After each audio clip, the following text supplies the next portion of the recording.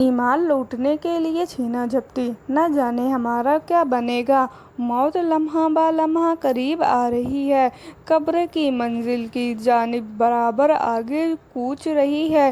تصور کیجیے کہ ہم گویا بڑے احتیاط کے ساتھ ایمان کو بحفاظت سینے میں چمٹائے ہوئے ہیں۔ ایک طرف نفس امارہ ایمان پر جھپٹ رہا ہے تو دوسری طرف شیطان پیطرہ بدل بدل کر وار کر رہا ہے۔ تیسری طرف باد مذہب ایمان پر کمند فندہ ڈالنے میں مصروف ہے۔ چوتھی طرف سے دنیا کی بازا محبت ایمان کے در پہ ہے، یعنی یوں ہی سمجھیے کہ کوئی ہاتھ مروڑ رہا ہے، کوئی ٹانگ کھینچ رہا ہے، کوئی مکہ رسی کر رہا ہے، کوئی لاتیں اچھال رہا ہے، ہر ایک پورا زور لگا رہا ہے کہ کسی طرح ہم سے ایمان چھین لیں۔ اس حالت میں ایمان کی دولت کو سلامت لے کر قبر میں کیسے داخل ہوں؟ اللہ پاک ہمارا ختم ایمان پر عطا فرمائے۔ رسول صلی اللہ علیہ وسلم نے فرمایا، صدقہ کرو کیونکہ بہت جلد لوگوں پر ایسا زمانہ آئے گا جب ایک شخص اپنا صدقہ لے کر پھرے گا اور کوئی اسے لینے والا نہیں ملے گا۔ صحیح بخاری جلد 8 7120۔ جمعہ کے دن رسول صلی اللہ علیہ وسلم پر کثرت سے درود پڑھنا چاہیے۔ رسول صلی اللہ علیہ وسلم نے فرمایا، جمعہ کے دن مجھ پر خوب درود بھیجا کرو اس لیے کہ تمہارا درود مجھ پر پیش کیا جاتا ہے۔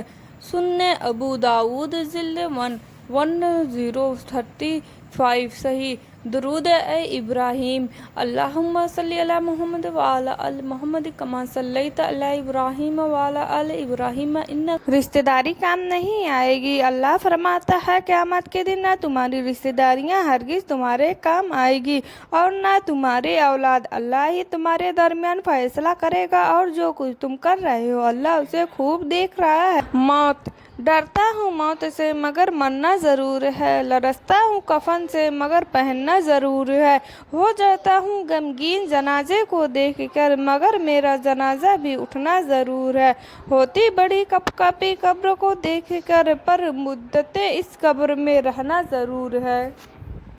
حدیث نبی پاک نماز کی برکت سے حضرت ابو ہریرہ رضی سے بیان ہے کہ رسول صلی اللہ علیہ وسلم نے فرمایا، 5 نمازوں کے بیچ، ایک جمعہ سے دوسرے جمعہ کے بیچ اور ایک رمضان سے دوسرے رمضان کے بیچ جو بھی چھوٹے گناہ ہوتے ہیں وہ ان نمازوں و روزوں کے ذریعے معاف کر دیے جاتے ہیں، بس شرط یہ ہے کہ آدمی کبیرہ بڑے گناہوں سے بچے رہے۔ صحیح مسلم 2033۔ نماز میں اس بات کا خاص خیال رکھیں، نماز پڑھتے وقت قرآن کی سورہ اتنی دھیرے سے پڑھی کہ خود کو نہ سنائی دی تو نماز نہیں ہوئی۔ توجہ، نماز پڑھتے وقت جو بھی سورہ آپ پڑھیں تو اسے اتنی زور سے پڑھیں کہ خود کو وہ الفاظ سنائی دے جو آپ پڑھ رہے ہیں۔ اگر آپ اتنی زور سے سورہ نہیں پڑھتے کہ خود تک آواز نہ آئے تو اس صورت میں آپ کی نماز نہیں ہوئی۔ بھائی بھائی بن کر رہیں۔ سیدنا ابو ہریرہ رضی اللہ عنہ بیان کرتے ہیں کہ نبی کریم صلی اللہ علیہ وسلم نے فرمایا، بدگمانی سے بچتے رہو کیونکہ بدگمانی کی باتیں اکثر جھوٹی ہوتی ہیں۔ لوگوں کے عیب تلاش کرنے کے پیچھے نہ پڑیں، آپس میں حسد نہ کریں، کسی کی پیٹھ پیچھے برائی نہ کریں، نفرت نہ رکھیں بلکہ سب اللہ کے بندے آپس میں بھائی بھائی بن کر رہیں۔ صحیح بخاری 6064۔ چلو پارٹی کرتے ہیں۔ پہلے یوں ہی ہوتا تھا کہ جب زندگی میں کوئی خوشی کی بات ہوتی تھی تو لوگ سب سے پہلے سجدہ شکر کرتے تھے، لیکن آج یہ سسٹم چونچ ہو چکا ہے۔ اب لوگ خوشی آنے پر سجدہ نہیں پارٹی کرتے ہیں۔ پارٹی کرنا، اپنے دوستوں کے احباب میں خرچ کرنا برا نہیں، لیکن جس رب تعالیٰ نے آپ کو خوشی سے نوازا پہلے اس کا تو شکر ادا کرو، اور آج کل کی پارٹیوں میں عیاشیوں کا ذریعہ بن چکی ہے۔ یہاں تک کہ لڑکیاں بھی اپنے دوستوں کے ساتھ بے پردگی کی حالت میں اسٹیٹس پر پارٹیاں کرتی ہیں۔ پھر ان کاموں سے رب کی ناراضگی کو ہم دعوت دیتے ہیں، پھر خوشی بھی زیادہ دیر تک کی مہمان نہیں رہ پاتی۔ ایک خاص وقت زندگی میں خوشی آنے پر ہم سیدھے اپنے دوست احباب کو یاد کرتے ہیں، انہیں کھلاتے پلاتے ہیں، اچھی بات ہے، لیکن اپنے والدین جن کی دعاؤں کی بدنسبت ہمیں خوشیاں ملی، ایسے وقت ہم ان کا خیال نہیں رکھ پاتے۔ نماز کو بری طرح پڑھنا۔ فرمایا رسول صلی اللہ علیہ وسلم نے، جو شخص بے وقت نماز پڑھے اور وضو اچھی طرح نہ کرے اور جی لگا کر نہ پڑھے اور رکوع سجدہ اچھی طرح نہ کرے تو وہ نماز کالی بے نور ہو کر جاتی ہے اور یہ کہتی ہے کہ خدا تمہیں برباد کرے جیسے تو نے مجھے برباد کیا، یہاں تک کہ جب اپنی خاص جگہ پر پہنچتی ہے جہاں اللہ کو منظور ہو تو پرانے کپڑے کی طرح لپیٹ کر اس نمازی کے منہ پر ماری جاتی ہے۔ بیوی نماز تو اسی واسطے پڑھتی ہو کہ ثواب ہو، پھر اس طرح کیوں پڑھتی ہو کہ اور الٹا گناہ ہو؟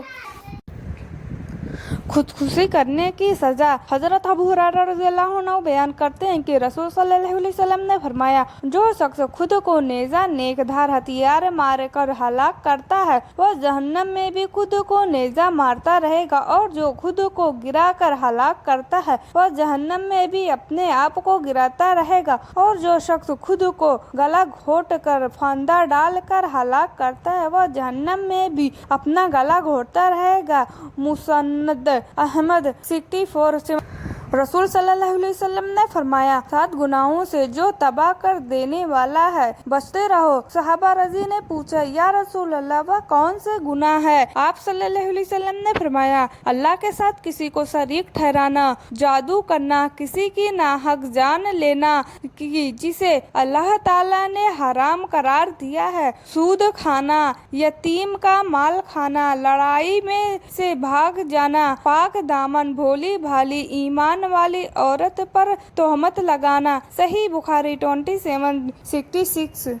اللہ نے اپنی پاکیزہ کتاب قرآن کو شفا کہا اور لوگوں نے اس کو تعویذ بنا بنا کر گلے میں لٹکا لیا۔ اللہ نے قرآن میں ہی شہد کو بھی شفا کہا، لیکن کسی نے بھی شہد کی بوتل کو گلے میں نہیں لٹکایا، کیونکہ سب کو پتا ہے کہ شہد کی بوتل گلے میں لٹکانے سے شفا نہیں ملے گی بلکہ شہد کھانے سے شفا ملے گی۔ اسی طرح قرآن کو تعویذ بنا کر گلے میں لٹکانے سے شفا نہیں ملے گی بلکہ قرآن کو پڑھنے اور عمل کرنے میں شفا ہے۔